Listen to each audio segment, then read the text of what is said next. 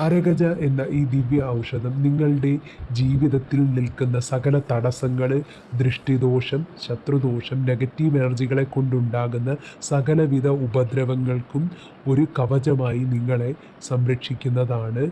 ഇത് ഒരു വിശ്വസനീയമായ പ്രൊഡക്റ്റാണ്.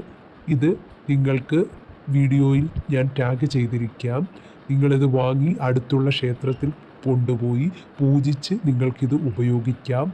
വളരെ ഗുണപ്രദമാണ്.